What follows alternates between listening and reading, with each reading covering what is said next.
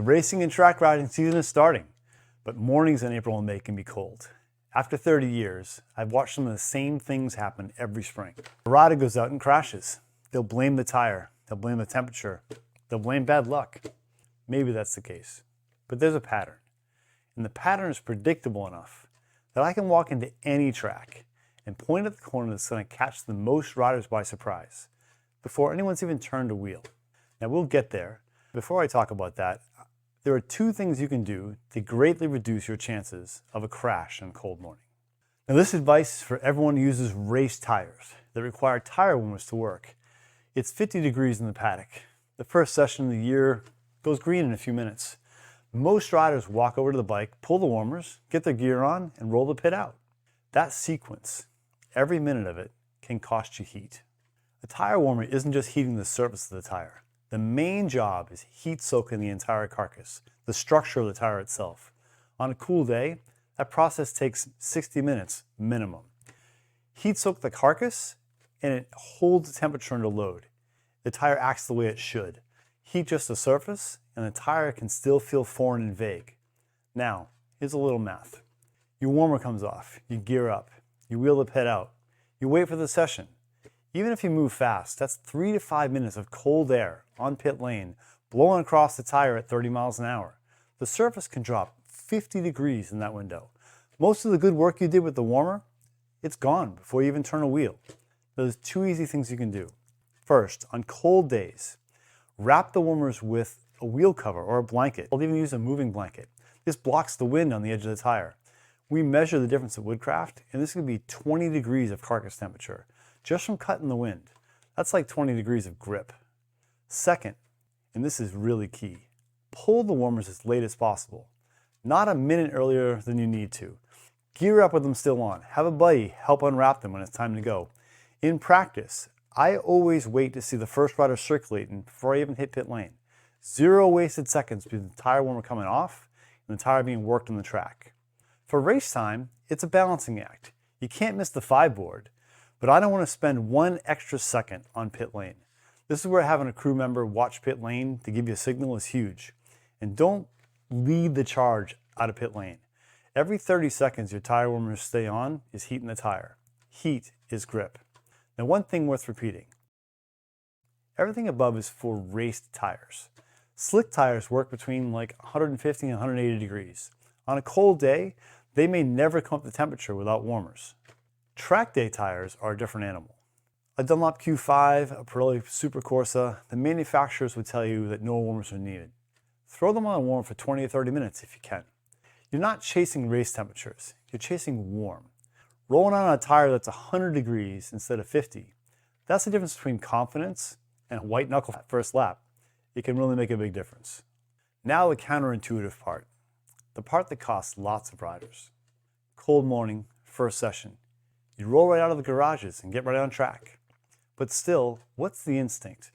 Take it easy, baby the tires, a lap or two of gentle riding to warm everything up. It feels right, but on race tires, it isn't.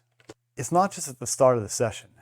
Even if you slow down for a couple laps mid-session to let someone by, wait for a gap, gather your thoughts, the same thing happens. A working tire goes cold faster than most riders realize. Here's why. Tires generate heat through friction and deformation, braking load, cornering force, exit drive. When the tire works, it maintains heat. Rolling around at even 60–70% pace, the tire cools and traction gets worse every lap. When you roll out with your warmer still hot, pull the last second, you've got maybe 2 laps of stored heat. That's your window. Use it. Get to your pace as quickly as you can. The technique still has to be clean. Soft hands, smooth inputs, load the tires progressively, and keep them loaded.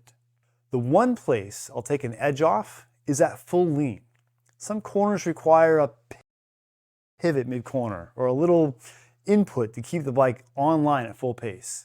In the cold, I give myself a little extra margin there, especially in problem corners.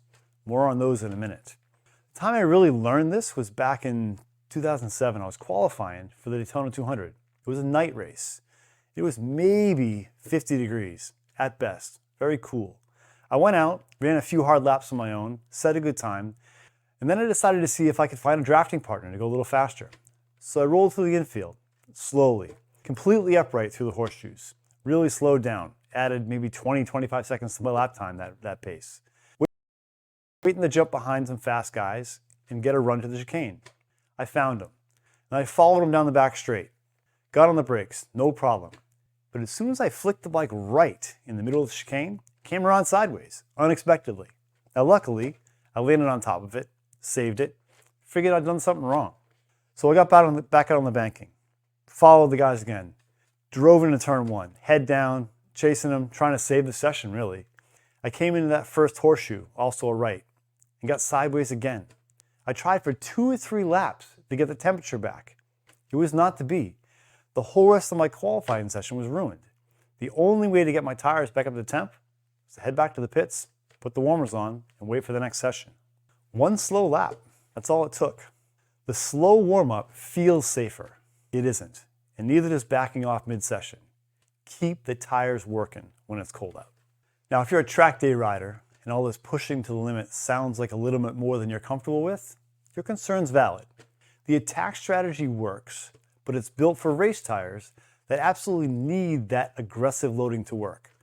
Track day tires, Dunlop Q5s, anything street compound as well, they have much wider working range than slicks.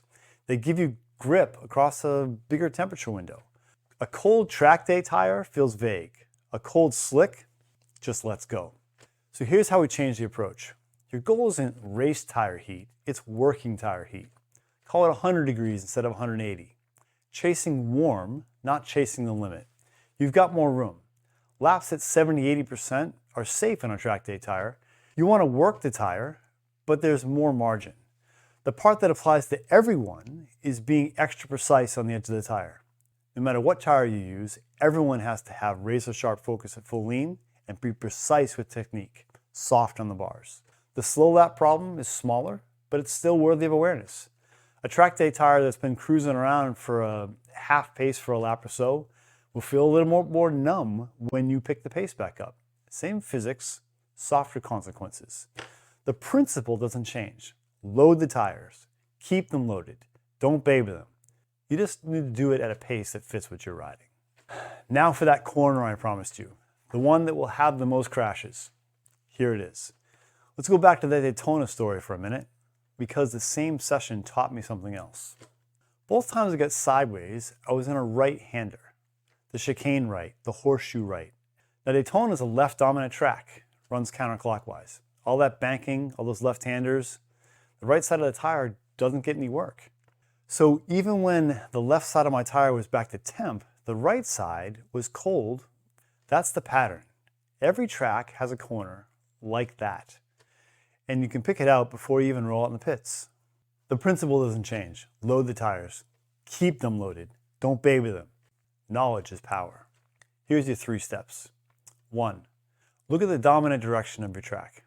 Counterclockwise, dominant left. Clockwise, dominant right. It's simple. 2. Find the longest straight on the track, when your tire has the most time to cool. 3. The first corner after that straight that goes against the dominant direction, that's your crash zone, every time. Now the physics. Though the story already showed you most of it, let's say you're on a counterclockwise track, left side dominant. On the longest straight, the tire's getting cooled off by 100+ mile-an-hour wind for a long time. At Daytona, it's more than 20 seconds. The right side of the tire is already getting less heat everywhere else on the track. You hit the end of the straight, left turn again. Then you finally get to your right. Your tire is cooled off significantly since it was last used and will have measurably less grip than the right side that you're used to, especially on the edge of the tire. This isn't bad luck, that's physics. So when you go to that corner, when you enter that corner, and you know exactly which one it is now, ride with respect, soft hands, smooth, progressive lean. But that first right after the long straight, that will require respect every lap. Quick test before your next cold session. Take a glove off. Put your palm on the track. Feel the surface. If the pavement pulls the heat out of your hands, that's a day where every minute with the warmers on will matter. It's a simple test. 3 things to remember. 1, heat soak the carcass. Warmers on for at least an hour. Wrap warmers for the wind. Pull them as late as possible. Get to pace quickly. Ride hard and ride smart. The tire needs load to stay warm. Slow riding lets it cool. Know the corner that's most likely to bite you. The longest straight, first corner against the grain. Respect it, always. Cold doesn't have to be a problem, it just needs a strategy. If you want to go deeper on traction, load, and how the tire actually works, come see us at the Penguin Racing School. Link in the description. Until next time, ride fast, ride safe.